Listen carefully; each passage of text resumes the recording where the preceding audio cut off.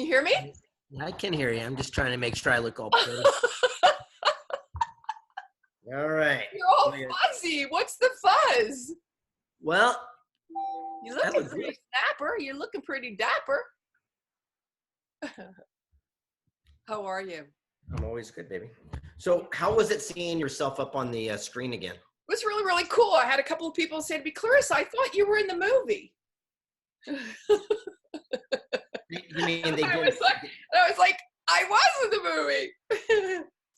You mean they didn't recognize you? Yeah, of course. That's okay. You know, I mean, I didn't recognize me, to tell you the truth. I think we both said that day. We were in the makeup room going, huh? But that's okay. It all worked out well. It was what it was supposed to be a mid-country housewife. I mean, that's right. It was exactly what it's supposed to be. So guess what? You're in the limelight with Clarissa Burt right now, Greg Reid. And I've been recording you since the second you got on. We're cleaning your lens. I just wanted to check in with you and do this interview because it's been a long time coming. And A, because you know how much I love you, and B, because we've gone through a few things together in these last 10 years that we know each other. And I just wanted to catch up, you know, after all of this huge success of Wishman and the movie, and you know, check in, see how you're doing, what's going on, how you're feeling, what's next. And you can answer any of the above at the same time, or you can take them one at a time, whatever you prefer.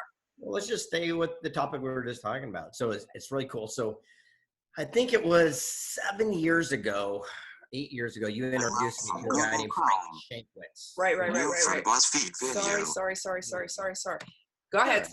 Sorry. About 7 years ago, you introduced me to Frank Shankwitz, founder of Make-A-Wish. Right. And I was interviewing for a book called Stickability. And I asked him, I said, hey, what was your wish? What'd you ask for? And he said, no one ever asked me my wish. So we made it our journey to grant it when he wanted his story to be told into a movie. And as we were just discussing, it finally came to the big screen. You got to come to the world premiere and see yourself up on the big screen again. I mean, it's been, I think, since the Never Ending Story 2, I think was last time you were in the big screen. Yeah, I was on little screen in other movies, but yeah, the big screen was the Never Ending Story. Right. Yeah, and now it's just taking off like fire and going like windstorm. So it's pretty exciting. So you are the catalyst to all that granted Frank's. And I have to say, it makes me feel really, really good, but that's the power of networking. It's the power of getting up and getting off the couch. It's the power of spending the money to do what, you know, to get there, the time, the resources, and the work that it takes to get the job done. And in my case, as you well know, you were one of the very first people that I came across when 10 years ago, I said, okay, time to move on. I don't know what I'm going to do, but I've got to start meeting people, because after 30 years in Italy, I didn't know anybody here. Right. And that's why I say you guys are family to me, you and Alan and Colt, because you are the first people that I really, sort of a bond with. And shout out and thanks to Luba Brusen for that, because she's the lady that connected the two of us. But it was really interesting. And so it was just so important to me. I'm a Taurus. I get real, homey and I connect not easily, but when I do, it's deep and it's forever. So you guys are like family to me. What did it feel like for you? Forget about me. I mean, you're the guys that had to go through the trenches, that had to, this was 7 years of this movie, making it, moments when you thought it wasn't going to happen. Frank got sick. There were all kinds of things in the middle of these 7 years. And you talk about stickability. There it is right there. Yeah, so, first there's a dream, then there's a challenge, and then comes victory. Unfortunately, most people quit in the challenging times. And it's the people that persevere and go through the minutia, they're the ones that we tell the stories and make these movies about. Right. And so that was the quest. It was interesting because, quite frankly, I was not emotionally attached a lot of it, because I don't know anything about the movie industry. And so I didn't take it like a personal front against me. I was just learning as I went. Right. And so it was every single day, including today, I'm learning something new about that space. Right. But great news. We just ended up getting an email yesterday. We closed a deal with Walmart for 25,000 units, initial order, end cap, total lot. I mean, just great stuff. More things are going. So everything's that's incredible.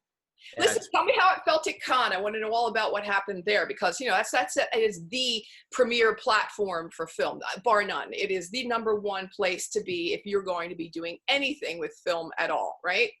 Yeah. So our distributor for there is PureFlix. They went out and they did a showing, and they did 2 showings, but it also got on the cover of the Con magazine somehow. I have no idea how they pulled that off. And we got all these people coming, standing ovation, and it looks like we got 14 different countries now that are submitting offers to participate worldwide. All right, that's enough about the movie. Everything else is just rocking and rolling over here too. Right. We just did Prosperity Camp. Unbelievable. I saw, yeah. I wasn't there this year, but I was watching it from the sidelines. Yeah, it was amazing. We had these millionaires and billionaires come in to share their blueprint for, wealth and achievement. It wasn't about the warm, fuzzy, feel good, what you eat for breakfast or the motivational stuff. Sure. It was like actionable steps towards creating a life of sustained abundance. It was really cool. I learned some spectacular little nuggets that I'm going to start applying. Right. So what's next? You have another book, you have another movie. Secret Knock continues to be the #1 Forbes rated networking event of all time. So that's, congrats on that. That's amazing. Yeah. And the next thing is to have some downtime. That's what I'm working on. I got 2 to 3 months where I finally cleared the slate. I'm going to take my kid to Hawaii. I'm going to relax a little bit. Today is literally my day off. The only reason I'm doing this is because you and I are family. Right. Besides that, as soon as we're done, I'm out of here. I'm going to the beach. So I love you for it. Love you for it. Take a little bit of time off and start, Very well deserved. Very well deserved. Well, I don't want to hold you up long. I did want to check in with you and just get a couple of your, where you are now, kind of what's happening, what's next, apart from, a little bit of time off. Yeah. What's the next project? So the next project is Sharon Lecter, and I've got the follow-up to 3 Feet from Gold. That was a huge mega success for us. It's called Success in Something Greater. When Napoleon Hill passed away, his last title was going to be called Success in Something Greater, and never got it done. So the Napoleon Hill Foundation and the family granted it to us. So we're going to release in September to grand. It's pretty spectacular. We even got unpublished work from Napoleon Hill that we put in here. Unbelievable. We interviewed all these people. And one guy we interviewed, here's a nugget. His name was Fred. And I went to him, I said, you invented something called a jet ski. And he sold the patent for $75,000. Right. I go, dude, that must have kicked your ass. I go, how you see Ski-Doo, $1 billion brand? He goes, no. You don't understand. He goes, me selling that patent was the greatest thing I ever did. He goes, it gave me the financial freedom to finally breathe. He goes, I took, my mortgage got caught up. I got my employees caught up. I got my taxes. He goes, I slept every single night for like 2 months straight. He goes, I haven't done that in years. Yeah. He goes, I also had the epiphany when I was a kid. I'd play with these little metal, die-cast cars. So I had a buddy in NASCAR who let me put his name and logo and number on the side, and we ended up licensing that to NASCAR for $250 million. And he goes, sometimes as an entrepreneur, you have to do a deal in order to get you through to do another deal. And I think that gives us sometimes the freedom to understand it's okay that you might not hit a home run every time. You can get one next time. Awesome. So next Secret Knock, March 2020? Yeah, March 2020 is going to be San Diego. I know, off the charts. I can only imagine. San Diego.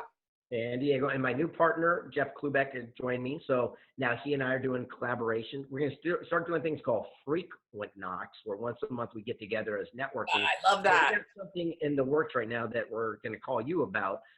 We're going to do SKW, which is going to be Secret Knock Women. Right. So the whole idea is that we'll make it a women's event, us stand back and let you amazing ladies take over. And awesome. So we're working on putting that together right now. As soon as we get on that, you'll be the first to know. Always here for you. You know that. Love you, brother. And go have some off time. Get out of here. Go already. I'm going to go do it. Keep smiling. I love you. Appreciate you. Bye.